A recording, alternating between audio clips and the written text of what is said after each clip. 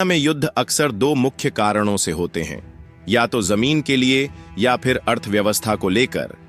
हम सब जानते हैं कि जिस देश की अर्थव्यवस्था मजबूत होगी उसकी ताकत भी उतनी ही बढ़ेगी।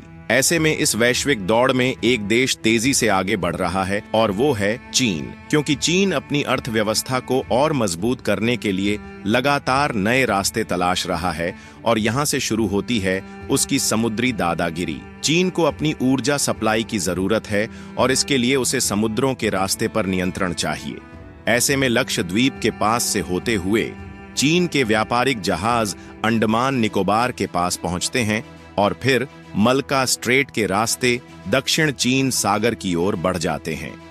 इस पूरे मार्ग को चीन अपनी लाइफलाइन मानता है, क्योंकि यह उसके लिए ऊर्जा का एक महत्वपूर्ण स्रोत है और चीन यह अच्छी तरह से जानता है कि किसी भी युद्ध की स्थिति में अगर इस ऊर्जा व्यापार को बाधित कर दिया गया तो उसकी अर्थव्यवस्था बुरी तरह प्रभावित हो सकती है। इसीलिए चीन पाकिस्तान के ग्वादर पोर्ट के माध्यम से अपनी ऊर्जा आपूर्ति को सुरक्षित करना चाहता है।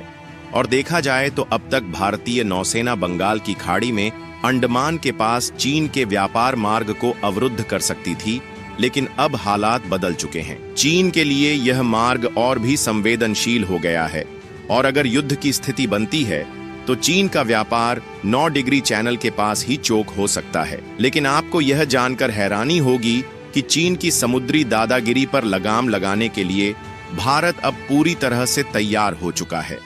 जहां चीन अपने व्यापारिक रास्तों को सुरक्षित रखने के लिए बेचैन है, क्योंकि अगर उसके ट्रेड रूट्स बंद हो गए तो उसकी पूरी अर्थव्यवस्था बुरी तरह से डगमगा सकती है। यही कारण है कि चीन हर कदम को बहुत सोच समझकर उठा रहा है। लेकिन अब भारत और उसके सहयोगी देश पूरी ताकत से चीन की इस विस्तारवादी नीति का मुकाबला करने के लिए एकजुट हो गए हैं। और चीन का सबसे बड़ा डर यह है कि उसके तेल और गैस की आपूर्ति रुक सकती है, और अब यह डर जल्द ही हकीकत बनता हुआ नजर आ रहा है, क्योंकि दक्षिण चीन सागर से गुजरने वाला व्यापारिक मार्ग, जिसे चीन अपनी लाइफलाइन मानता है, अब भारत, इंडोनेशिया और फिलीपींस के द्वारा नियंत्रित किया जा रहा है। और यह बात हम सभी अच्छे से जानते हैं कि भारत की ब्रह्मोस मिसाइल अब सिर्फ भारत का ताकतवर हथियार नहीं रही, बल्कि यह अब दक्षिण पूर्व एशियाई देशों के लिए भी एक महत्वपूर्ण सुरक्षा साधन बन चुकी है। पहले फिलीपींस ने ब्रह्मोस मिसाइल खरीदी और अब इंडोनेशिया भी इसे अपने बेड़े में शामिल करने जा रहा है। अगर ये देश मिलकर अपनी स्थिति मजबूत कर लेते हैं तो उनका संयुक्त सामर्थ्य चीन की मनमानी को रोकने के लिए पर्याप्त हो सकता है, क्योंकि देखा जाए तो चीन की पूरी अर्थव्यवस्था समुद्री व्यापार पर निर्भर है और उसके व्यापारिक जहाज भारत के समुद्र जैसे कि बंगाल की खाड़ी, मलका स्ट्रेट और अन्य समुद्री मार्गों से गुजरते हैं।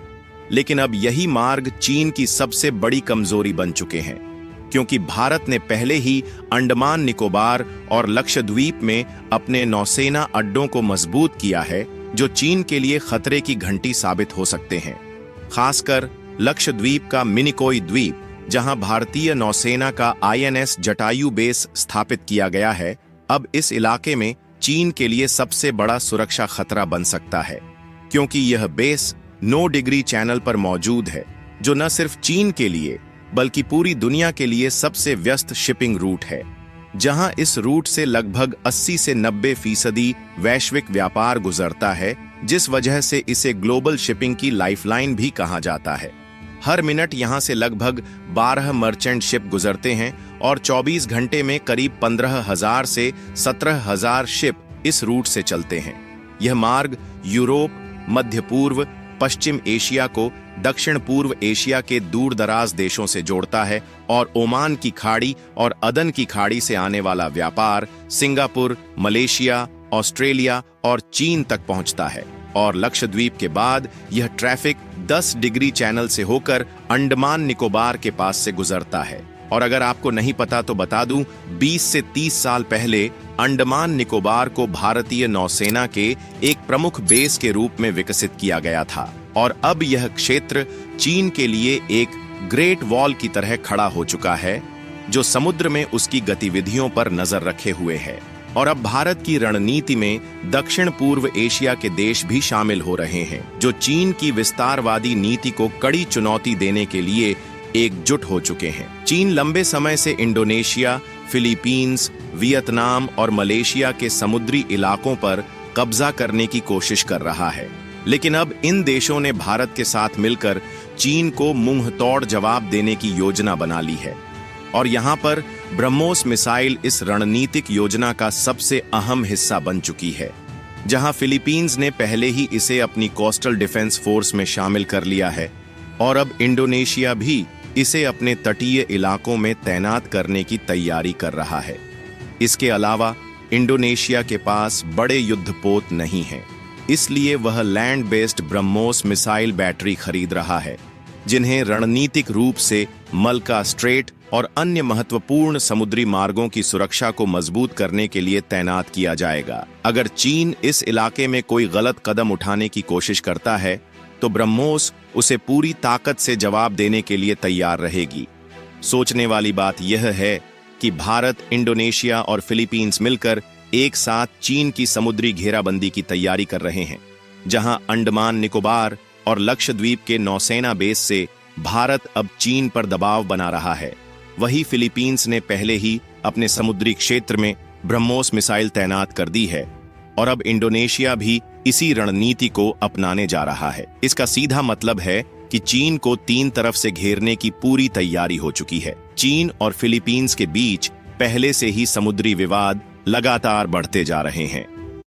चीन और फिलीपींस के बीच पहले से ही समुद्री विवाद लगातार बढ़ते जा रहे हैं, जहां साल 2009 में चीन ने एक नया नक्शा जारी किया था, जिसमें उसने दक्षिण चीन सागर के बड़े हिस्से पर दावा किया और इस दावे में फिलीपींस, वियतनाम और अन्य देशों के समुद्री क्षेत्रों को भी शामिल कर लिया।